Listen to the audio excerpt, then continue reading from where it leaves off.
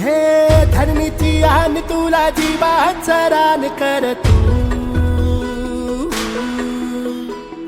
पेटून राहू भार वादळ वाऱ्यात र तू अॅग्रोवनसारखे लोक आपल्यासाठी करताय त्याला माहिती एकदा ती माहिती मिळाली की आपण आपल्या वावरात हे धरणीची आन तुला जीवाचा रान कर तू पेटून राहू भार वादळ